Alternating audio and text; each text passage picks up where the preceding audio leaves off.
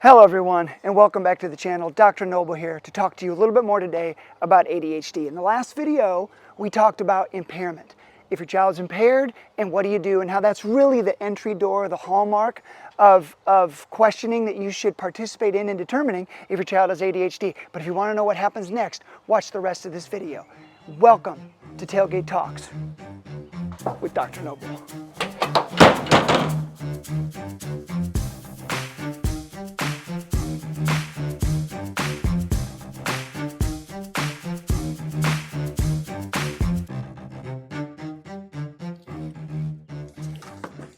Okay, everybody. Again, welcome back. I know you got lots of choices. I appreciate you giving me your time. I'm not going to waste it. Remember, ADHD is first and foremost about impairment, but what is it about it? What's about secondly? What's the second thing to think about with ADHD? It's asking a better question. Is it just ADHD? Or is it ADHD plus? ADHD ... Listen, ADHD is not a clean diagnosis. It doesn't just show up in the clinic. Like, nobody comes to my clinic and says, hey, I just got some ADHD. What's up, Noble? Nobody. ADHD always has a bunch of other comorbid conditions that you have to consider. Let me give you an example. I grew up 7 miles west of a small town in northwest Iowa on the gravel. My parents were farmers. And when farmer families would leave for the weekend and they leave their teenage son home on the farm 7 miles away from civilization, what do you think that happened next? Yes, we had a book club. We had a study group. Nope, we had a huge party. We'd have a rager. And at the parties, right, you want to have fun people come. And everybody wants ADHD to come to their party because ADHD is fun.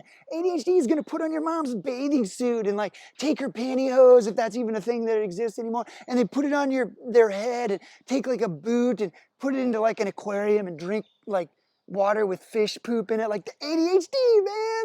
Everybody wants ADHD. And ADHD, you always knew an ADHD showed up at the party because ADHD drove a white van. But guess what? ADHD pulls up, gets out. Hey guys, what's up? Where are those pantyhose? Let's put them on my face.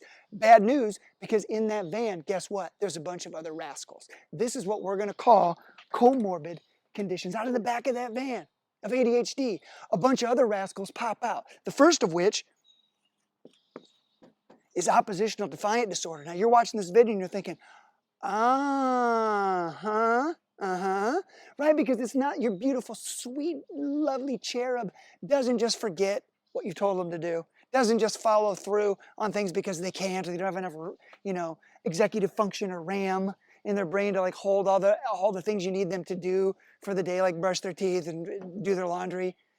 Like your beautiful cherub may have other issues at play. Not every act or lack thereof is due to inattention. Some of it is due to defiance. An individual with oppositional defiant disorder, these are some of my favorite people, by the way. These are people who do big things. These are people who accomplish huge things. They're people when the sign says don't walk on the grass, they say, why not? What's going to happen? It's grass. That's people with oppositional defiant disorder. So if you've got one of these kids in your home, they are challengers. You say black, they say white. You say turn the lights on, they say I already turned them on. They're clearly not on. You say, why are you wearing your sister's aqua boots? And they're like, I'm not wearing any boots. And you look down and you see aqua boots on the feet. That's oppositional defiant disorder. These people will cut off their own nose to spite their face. ODD. Okay, so maybe they have some oppositional defiant disorder in addition to their ADHD, right? Maybe they're choosing not to comply with the request that you've laid out to them, not because they're not listening, but because they just don't want to. What about this one? Sometimes out of the back of that van, right, at the rural party 7 miles west of a very small town in northwest Iowa, another rascal gets out of the van, and that's conduct disorder. CD, conduct disorder. Now listen, conduct disorder is not something I actively treat, okay? That's a condition that typically will gravitate towards a psychiatrist and a psychologist. These are people who can also do very well, but the nature of their decisions tends to have a little more gravity. These are individuals who, maybe aren't kind to animals. These are individuals that don't steal Tootsie Rolls, they steal credit cards, okay? These are people who make pretty unwise choices on a pretty consistent basis because they're running a different operating system of values, and that operating system needs to be challenged. and it can be, and they can do very well. But conduct disorder. So they're going to come into your parents' house, they're going to put on your mom's jewelry, and they're going to leave, right? With your dad's credit cards, they're like, see ya, right? That's conduct disorder, right? Another person who gets out of the back of the van, okay, is anxiety. All right, now listen, anxiety. Anxiety gets out of the back of the van, and anxiety, okay, you love anxiety. I'm gonna do, you know what, I'm gonna do a whole talk on anxiety. I should do a whole podcast, or a whole video rather, on anxiety. I'm gonna wait, car. You know, I'm gonna do a whole video on anxiety, I think, at some point, because there's a lot of things about anxiety that people need to know. These are actually really brave people who are walking through really difficult situations on a daily basis, right? What feels to me like swimming in a tank full of sharks is what it feels like to them when they walk into a lunchroom or a crowded area. Okay, so they're actually very brave people, but we still have to work, right? And the guy with anxiety is at the end of the driveway thinking that every set of headlights coming down the gravel road is a police officer, right? I mean, he's a good guy to have at the party as a lookout, but it's kind of a drag, okay? Or then there's learning disorder guy, right? Don't forget about learning disorder guy. He's a great guy. Everybody loves him. He tries really hard. He's got some supports in school. Maybe he doesn't get math. No amount of ADHD medicine is going to make that better. No amount of stimulant medication is going to take that away, right? Because he's got a legitimate learning disorder or learning difficulty that needs further evaluation. And it's not just ADHD. So, once you've determined that your child's impaired, the next step is to ask the question, impaired by, this is terrible. Look at this. Impaired by what? What are they impaired by? It might not just be ADHD. It might be one of these other things. Chances are it's probably a little bit of all of them.